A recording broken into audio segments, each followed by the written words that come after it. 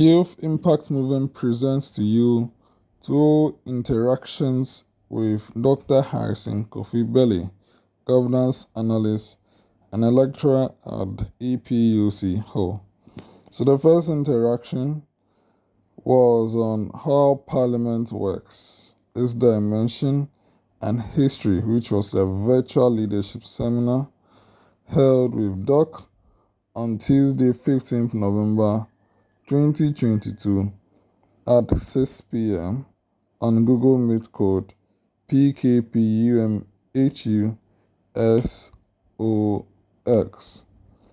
This is it and enjoy.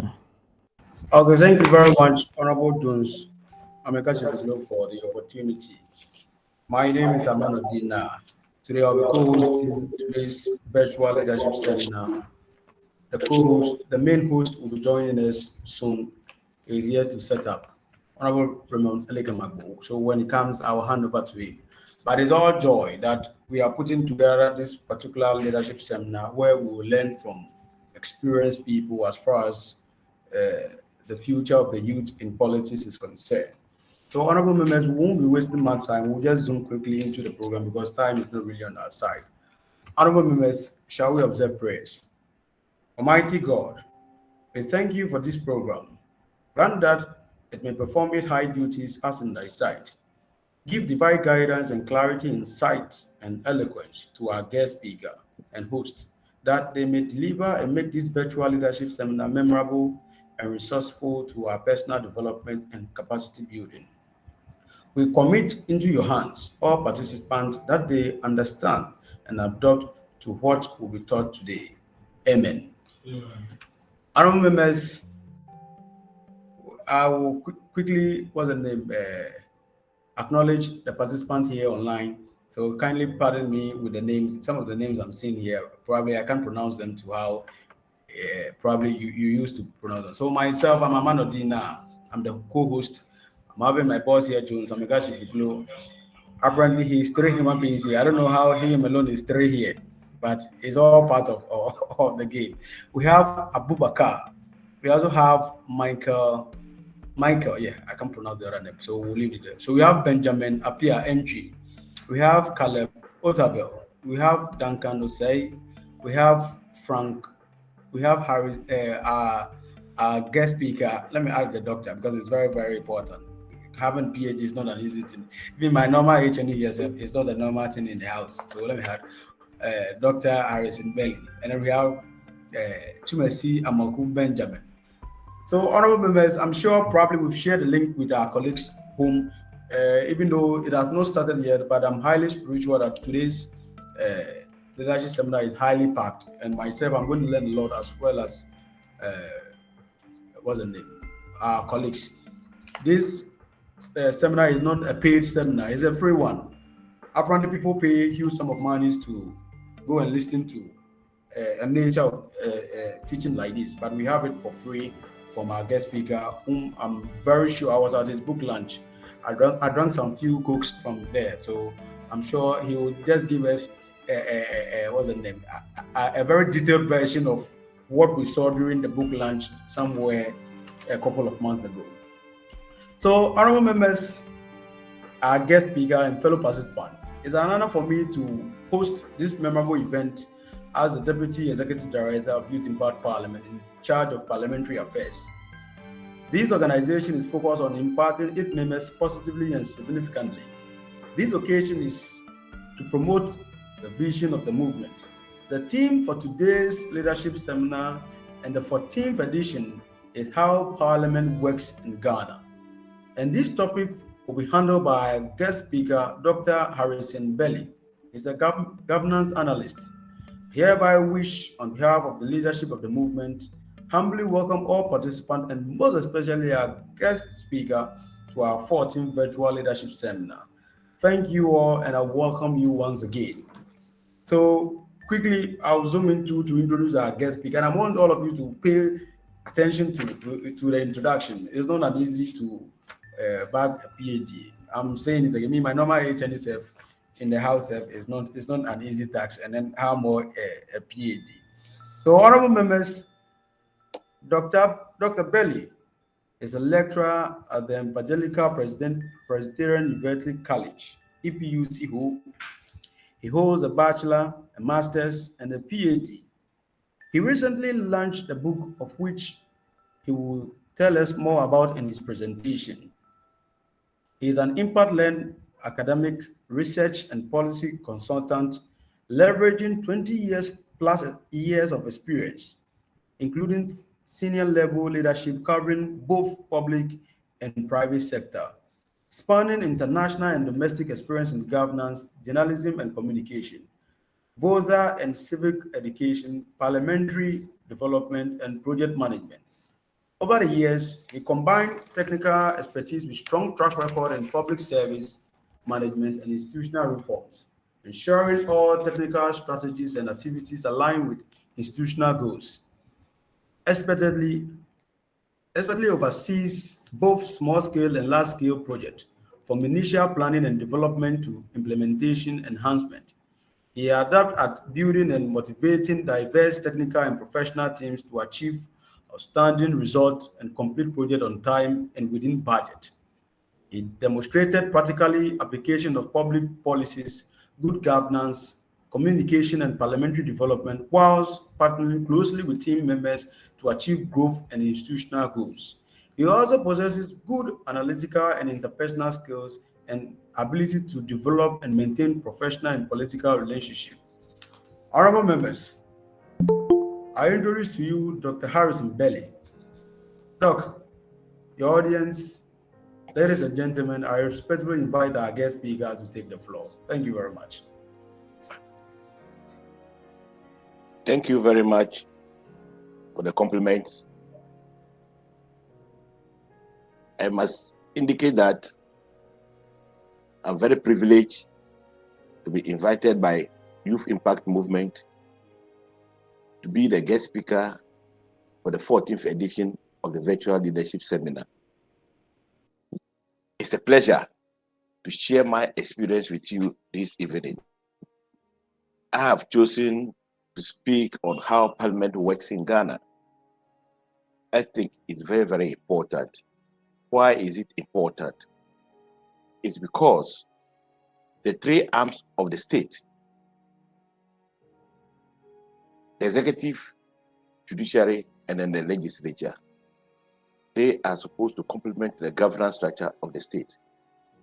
But here is the case that one of them is the weakest link, which is Parliament. It is the weakest link because it has suffered some casualties over the years since attaining independence. Today, what I intend to do is to look at the evolution of Parliament in Ghana,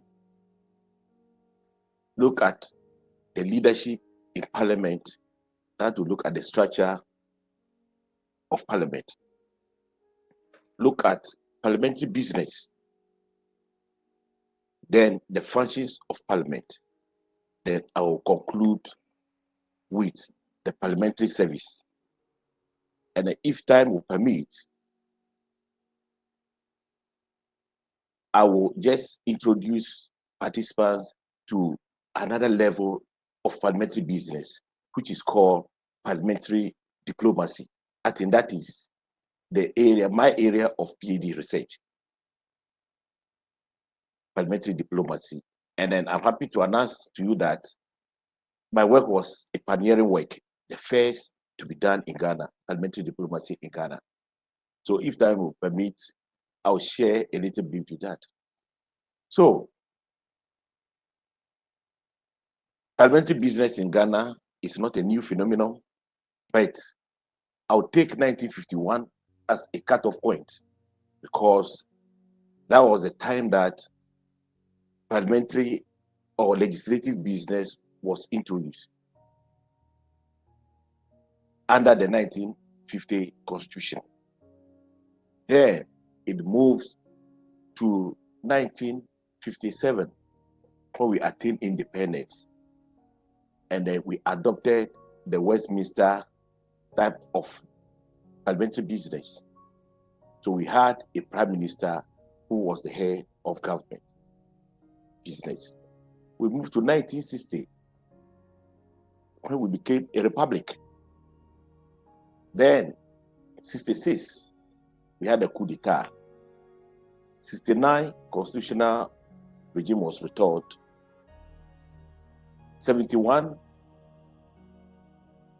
toppled.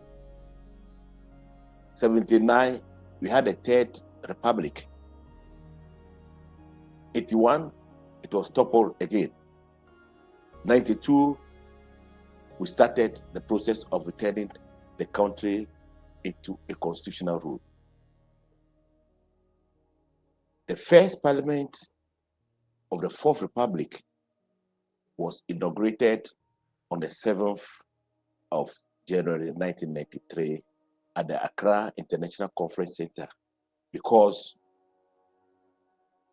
we did not have the current parliamentary chamber in place as of that time. And I must indicate to you that the Consultative Assembly, which drafted the 1992 Constitution, was stationed at the Accra International Conference Center. So the first parliament was inaugurated there. It started with 200 members. And a unique feature of the first parliament was that it established a unitary system, that with one single chamber parliament. The Constitution stipulated that upon inauguration of parliament, within 6 months, it must pass some critical legislations. Now, in this recording to be seen right after this, as a Constitutional Day public lecture hosted by the School of Social Sciences, Department of Governance Studies of the Evangelical Presbyterian University College, Ho, on the topic 3 Decades of Constitutionalism in Ghana's Fourth Republic. And the protection of our Maker. Yes, once again, you are all welcome. We have come to a very important aspect of the gathering this afternoon. We will need to commit the program physically into the hands of someone who would actually steer the affairs of this afternoon's occasion after a spiritual commitment to our Maker. I would like to have it was held on Friday, 6 January 2023 at GFA 2 Kopoji campus from 4 p.m. So over here, Doc spoke on an area it is of interest to you from part movement of Hajj's related coverage, and this is the coverage for your view. Thank you very much, Dr. Ikrama, for helping us to man the high table. Thank you. Let's offer him a clap offering. Thank you very much, Dr. Ikrama. We head to the OT region, where we have invited the Regional Director of the National Commission for Civic Education from that region, NCCA, to also be a part of this evening's occasion. With a heavy clap offering, let us welcome Mr. Setrako Gagakuma to join us on the high table. Thank you very much, Mr. Setrako. Thank you very much. Thank you very much, Mr. Setrako. Let's give it to him as he joins the high table.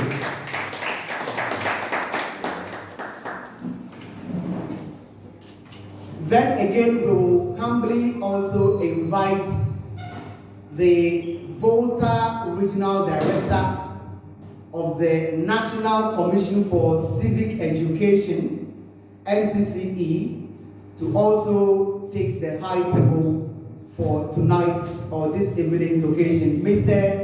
Kenneth Bono, kindly do us the honors. Thank you very much. Kindly do us the honors by taking the high table. Thank you very much. Thank you very much. Mr. Bono here is also here with the Deputy Volta Regional Director of the same outfit. Thank you very much, sir, for coming. We will see you. Thank you very much. Let us now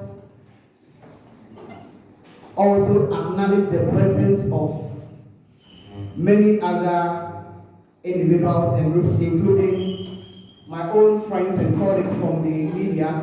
Who's going to kindly take the high table for us. Thank you very much. Let us also acknowledge the presence of my own colleagues from the media. I have my colleagues from EPUC-Ho among us to give us coverage for this evening's program. GH1, give us a wave.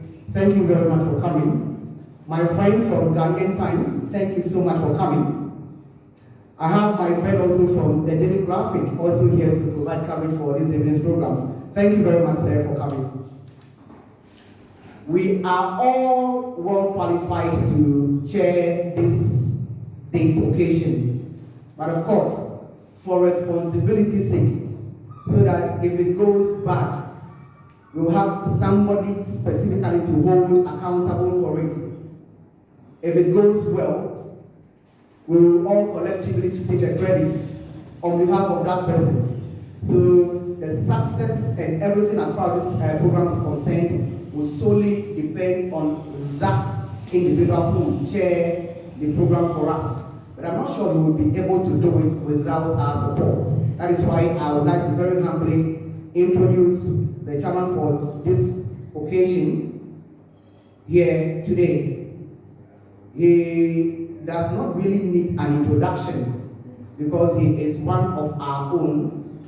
Our chairman for this occasion is the Dean of the School of Business, EPUC here in Ho.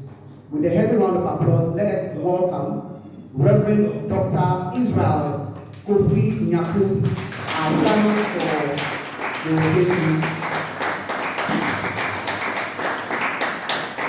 Once he has stood up, I will also plead with him very humbly to just give us his remarks. I'm sure he's accepted to chair the occasion for us. That is why he's already here on the high table. With a heavy clap offering, let us welcome him to accept to chair the program for us.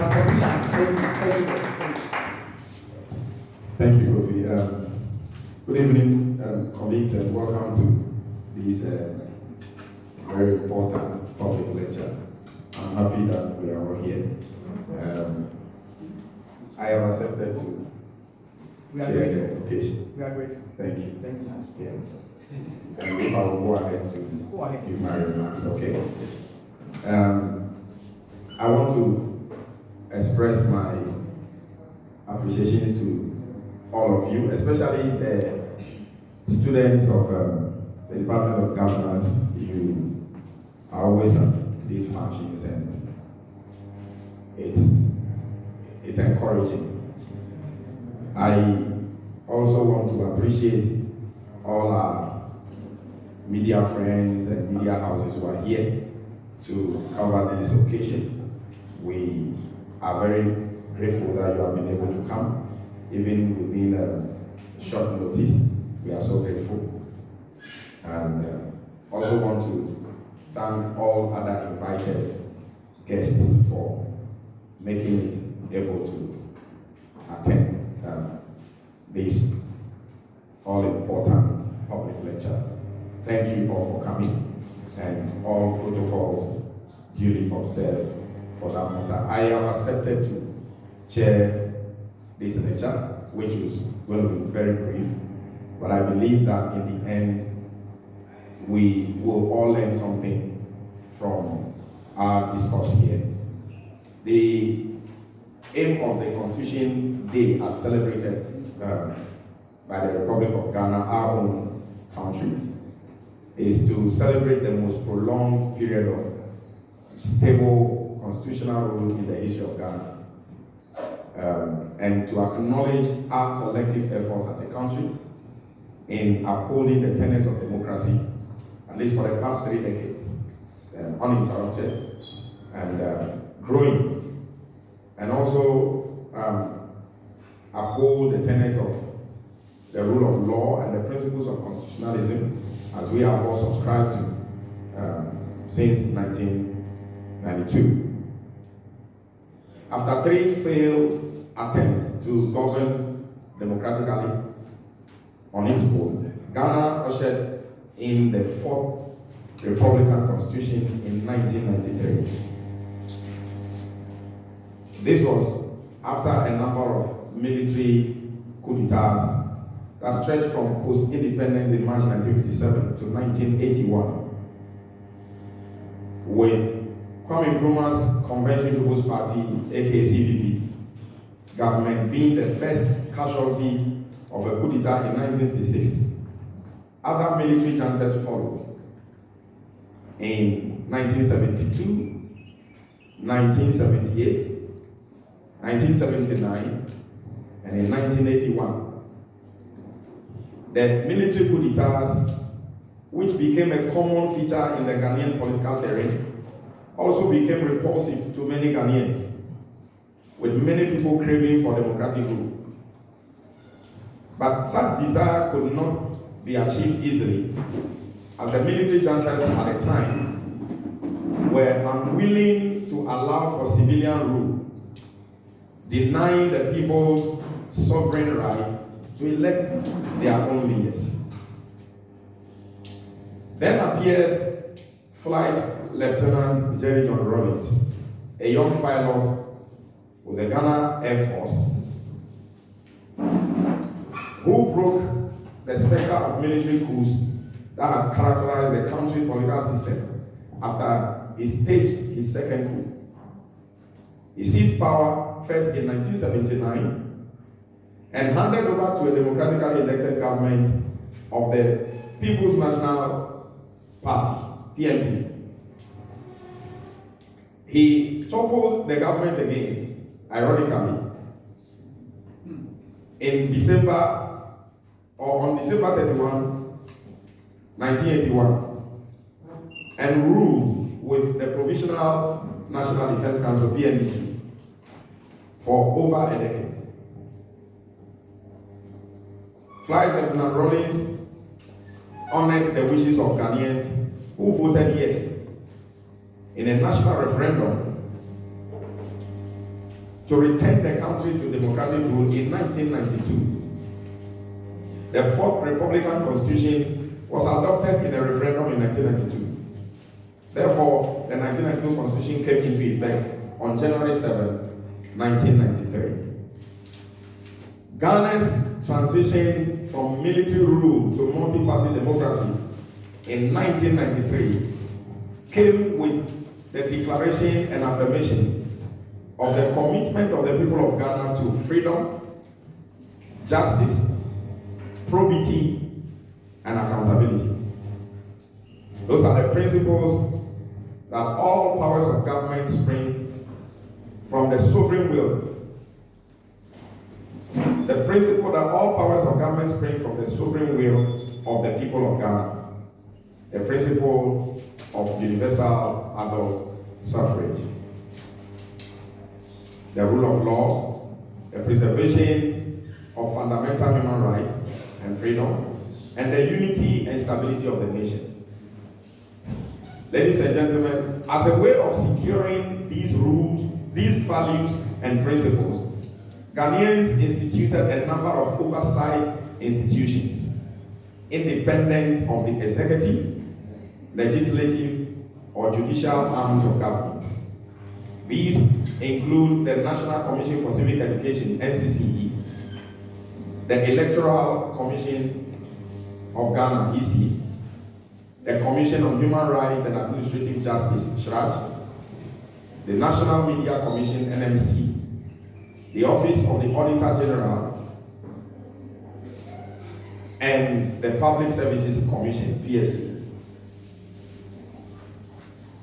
Colleagues, apart from these, there are other institutions of government or governance which, while not expressly listed as independent, may yet require a high degree of autonomy to execute their respective constitutional mandates.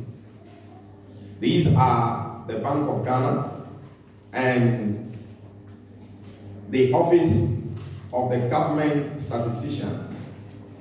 Independent oversight institutions have in the past decades been promoted in new democracies as institutions that can effectively address the accountability deficit of the administrative state. Ladies and gentlemen, in the case of Ghana, the concept of independent oversight institutions became part of the country's constitutional evolution at a very early stage. It was derived from the desire of Ghanaians to guard against unrestrained executive power. This desire was well emphasized by the framers of the 1992 Constitution when they acknowledged the need to minimize the possibility of persons of power, to minimize the possibilities of abuse of power by dividing political power and vesting it in the hands of diverse persons so that there is effective check on power.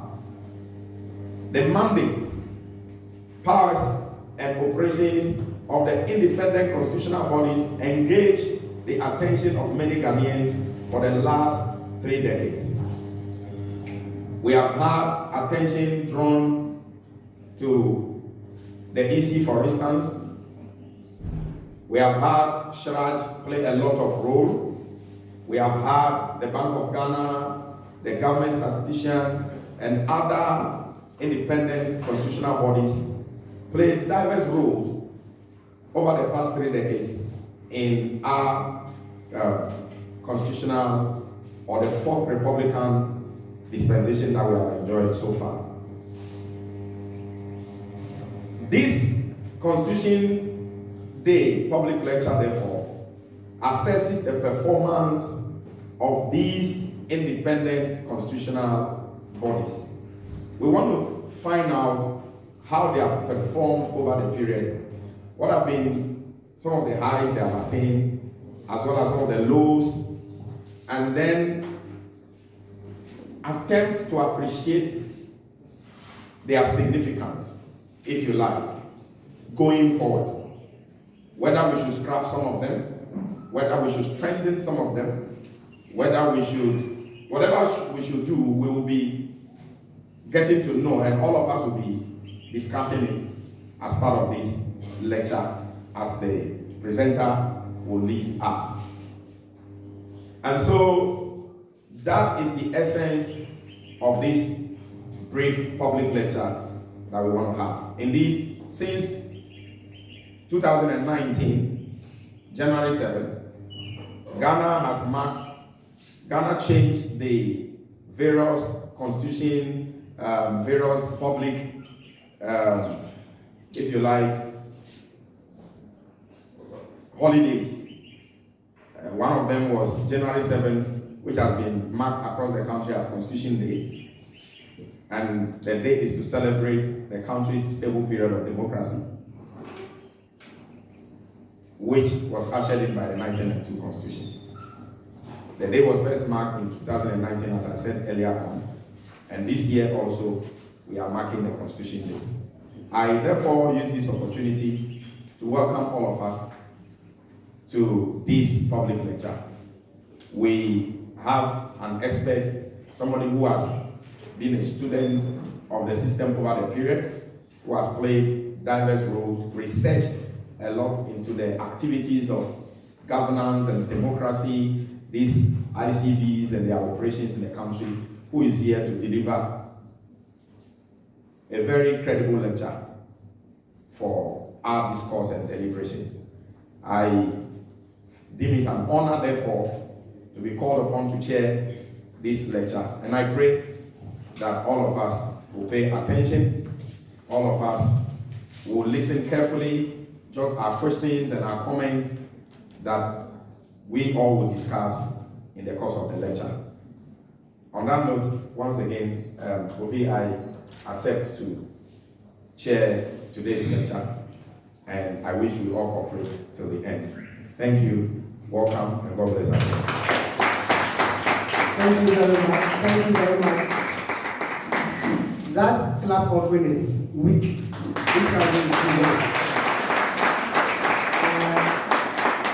Doc here is one of our own, and what he has just done, apart from accepting to chair the function for us this afternoon, is to lay a background to the bigger lecture that we are yet to receive from the expert that he talked about. He has just given us a teaser of what to expect in the food itself, taking us back to the factors and the conditions that compelled former President Rawlings to actually burst onto Ghana's political scene, until other factors also compelled him to drop the military uniforms and take up the thumb as a means and of course a way of deciding and selecting leaders in a democratic system. That's exactly what we are celebrating today after 30 plus years on. We need to do a retrospection. The chairman talked about independent constitutional bodies. You'll be asking yourself, to what extent are some of these ICBs very independent? Has that provision in the constitution that someone somewhere who is the president will be the appointing authority, taking away that independence from these ICBs? If it has, to what extent has that limited exactly the extent to which some of these ICBs can actually perform and deliver on their mandate? We have come to a very important aspect of the gathering this evening. Doc mentioned that this program is not expected to be a very long program.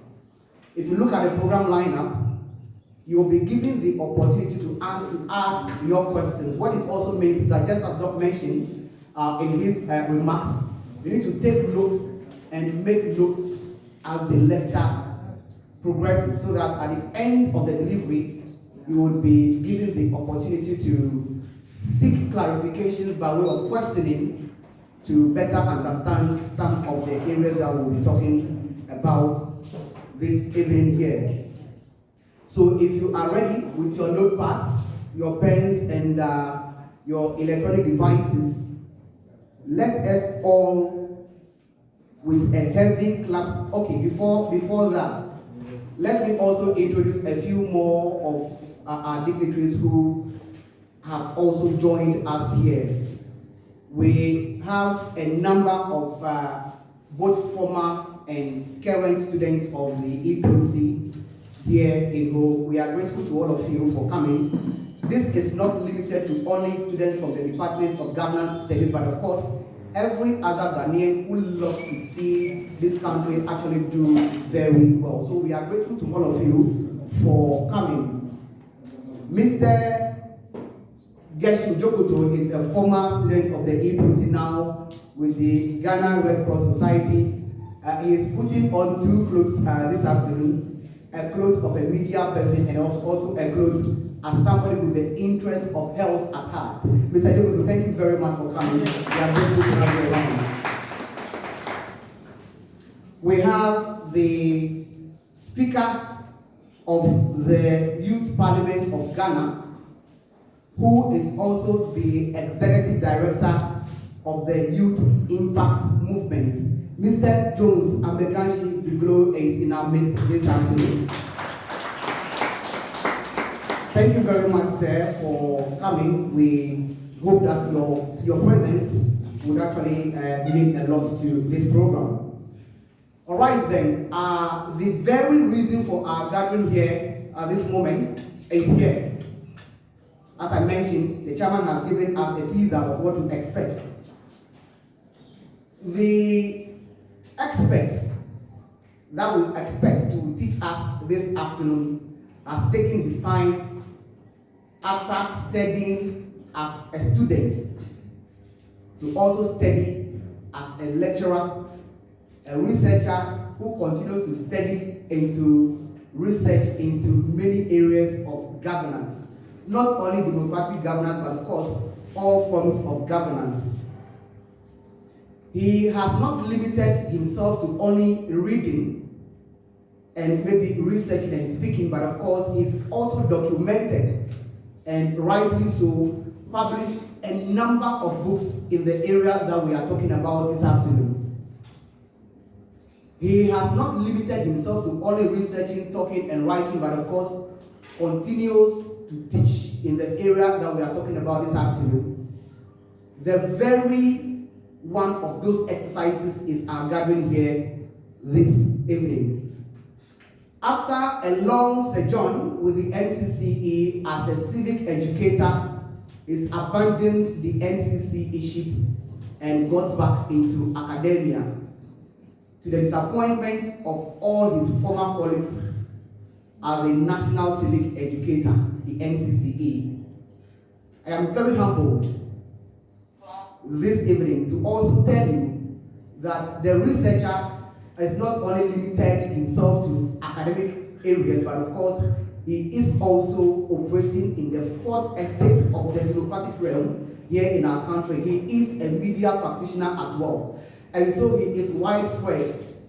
If he is not the very best, probably among all of us here to deliver this lecture, who else will be in a better position to help us, to take us down memory lane after his long years of research into democratic governance here in our country, and of course more specifically on our independent constitutional bodies, than with a heavy clap offering, Dr. Harrison Kofi Belley to help us with this constitutional day lecture on parliamentary democracy and the independence of all our ICBs. Thank you very much, Doc, for gathering us here tonight, and thank you very much for lecturing us.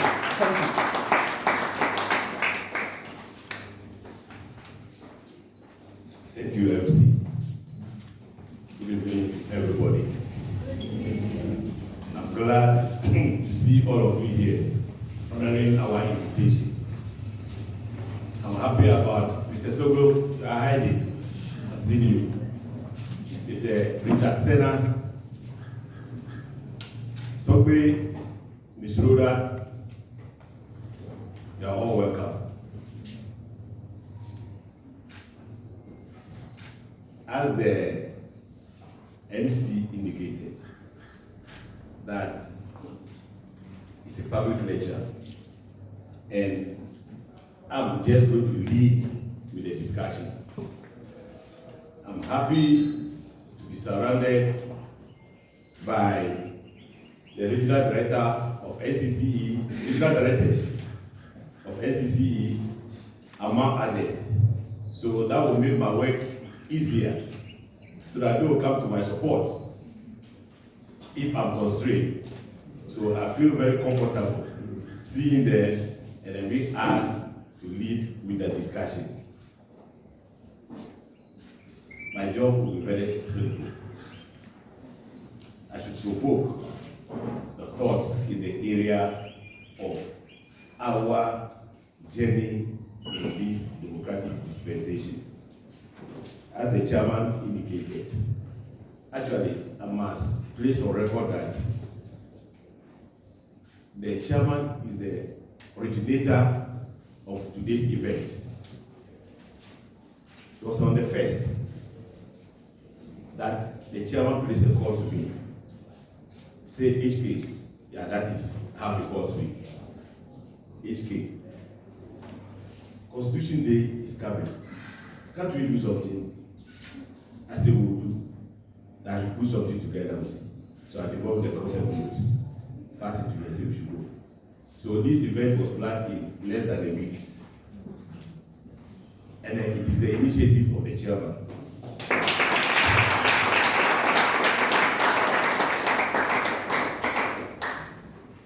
So no wonder when the president of the university was supposed to chair it, he's traveled, and then he delegated it to come and chair it.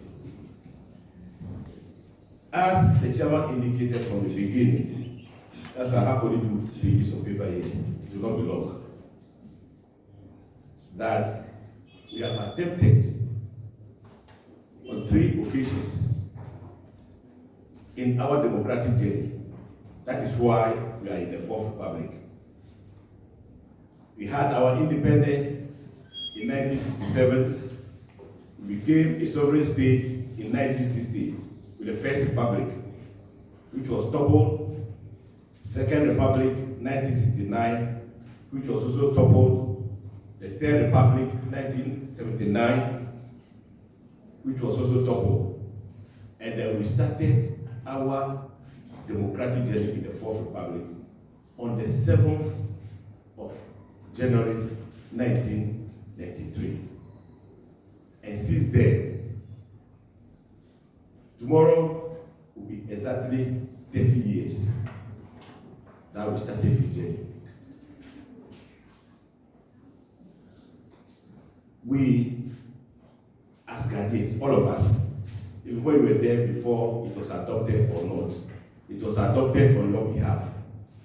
On the 28th of April 1992, when all of us went to the polls through a referendum and adopted the Fourth Republican Constitution, that would be our working document. And since then, this time around, we have refused to overthrow it. For 30 years, we believe that it will grow even more than this. Because other constitutions are 200 years, 150 years, 100 years, and then we are just 30 years. So it is incumbent on us that we protect this constitution, this republic. And know that is what Mr. Bono and then Mr. Ghana Kuma, they preach on. Let's sustain this democracy. We should not go to a fifth republic. We should not go for another fifth republic. It should be the fourth republic, should be the end of our dispensation. The Constitution, very beautifully adopted with the provisions. And then the beautiful provisions, some border on creating independent bodies outside of the executive and the judiciary. That will help with our accountability processes. That will ensure transparency in our democratic dispensation. That is the thought of the framers of the Constitution. So they decided to add these bodies. Some were picked from the First Republic, Second Republic, and the Third Republic. And they refined into the Fourth Republic. Because they know the importance of independent institutions. And I would like to go back to 2009, when former President Barack Obama of the United States visited Ghana and Ghana's parliament. He indicated that strong institutions are needed for the survival of our democracies. Strong institutions are needed for the survival of our democracy. And that is where I am taking the root of today's presentation, that there is a need for us to know our independent constitutional bodies. And then this lecture will zero down to the independent governance institutions. We have the independent constitutional bodies that the chairman indicated, includes the Bank of Ghana, the Statistical Service, the Public Service, Auditor General, among others.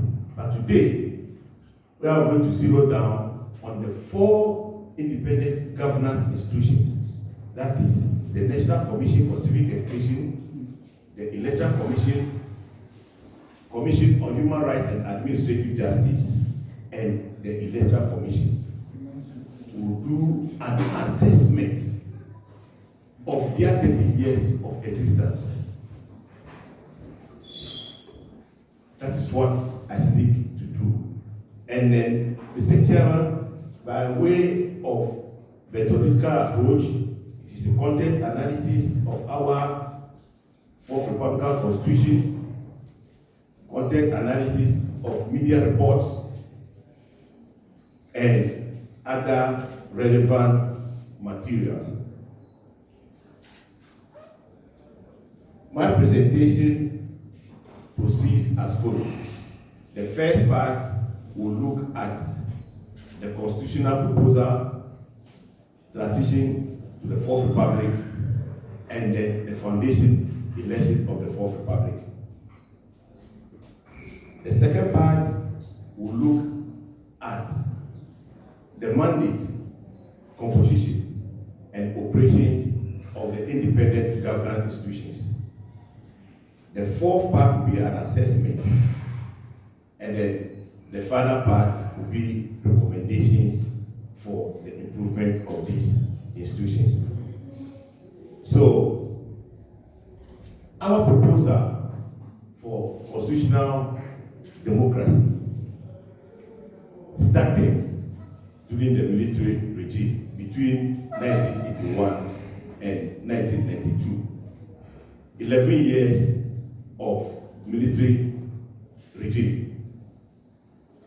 Citizens then were not comfortable with it because under military regime, you don't have the space to participate in the democratic process. So they started agitating. So there was the internal pressure and then the external pressure. The internal pressure was about civil society organization, clergy, and the rest protesting and requesting for certain demands to be made to the process. So among them were the Movement for Freedom and Justice, the Ghana Bar Association, Catholic Bishops Conference, among others. They started the agitations. It caught the attention of the international institutions. So some of them, the Bretton Woods institutions, also decided to add their voice by indicating that if the country is not returned to constitutional rule, they will cease supporting the country with their aid. So, the military regime yielded to it and then kick-started the process of moving towards constitutionalism. So, an institution was said that National Commission on Democracy was tasked to collect views of the public. These views were presented before a committee of experts who also refined it and presented it before a consultative assembly. The assembly was supposed to be made up of 260 members coming from everybody. Then 117 assembly members, they were automatic members, representatives from government and other institutions, from Makola market women, butchers, GPRTU, among others. They were allocated seats, but two of the institutions did not participate in the consultative assembly process because they said they were given only one seat. Their protest was that, how can you give Ghana Bar Association one seat and give GPRTU 10 seats? So they boycotted it. The second institution was the National Union of Ghana Students, who also said the number was small. They boycotted it. So the final consultative assembly composition was 258. They deliberated and came out with a draft constitution, which we adopted on the 28th of April 1992. And then that informed the celebration of annual Constitution Week initiated by the National Commission for Civic Education. So this Constitution Day celebration started in 2001. That we'll be celebrating this. So out of the blue, they say we have caused changes to some of our public laws to make 7th January the Constitution Day. I have my reservations. I don't subscribe to it. It's a personal opinion I hold because I believe the Constitution was adopted on the 28th, not when the Republic started. The Republic started on the 7th of January, but the Constitution was adopted on the 28th of April. So we should hold 28th as a day so that we'll be able to reflect over the Constitution. But that is what the law says, so we go by the law. So we adopted it on the 7th January 1993. We started the Fourth Republic. It was inaugurated at the Accra International Conference Center. So that became our working document. So why these constitutional bodies? It was instructive that upon coming to force of the Fourth Republican Constitution, within 6 months, that is from 7th of January 1993 to 6th of July 1993, this Parliament must pass laws for the establishment of these institutions. And the Parliament complied with that. On the 6th of July 1993, Parliament passed the acts for this constitutional body. That tells you the importance of these institutions.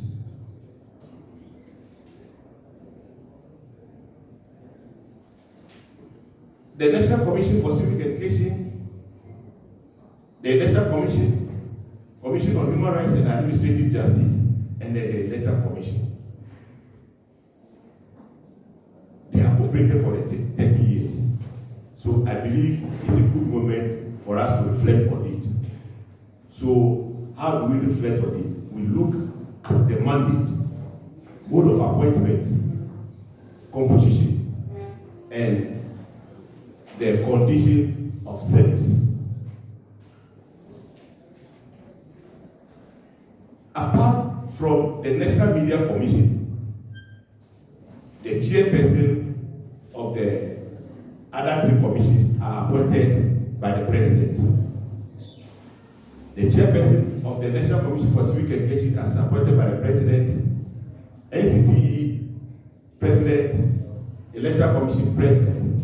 But the National Media Commission is an 18-member commission that the president nominates people to, Parliament nominates the judiciary, civil society organizations, then they in turn elect their chairperson.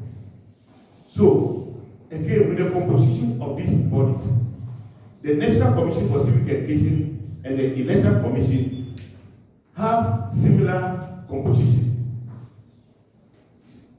A chairperson and 2 deputy chairpersons, and 4 non-executive persons, making up 7 commissioners. That is for the NCCE and the Electoral Commission. But for the SHRAJ, it is the chairperson and 2 deputies. That is the composition. 7-member composition. So, Electoral Commission, you have the J. Mensah, Bosman Asare, Silbo as the executive, and the 4 other non-executives. So it is part-time. Same with the NCCE. But SHRAJ is the commissioner and 2 deputies. And below them, they have the national directors, regional directors, and municipal directors. The chairperson of these commissions, his or her status is equivalent to an appeal court justice. and the deputy commissioners, their status is equivalent to a high court what? Judge. So tenure, the commissioners retire at age 70, and the deputy commissioners retire at age 65.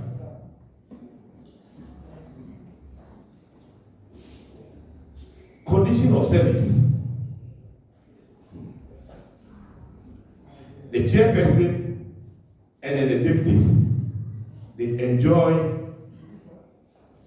the conditions of service equivalent to that of the judiciary.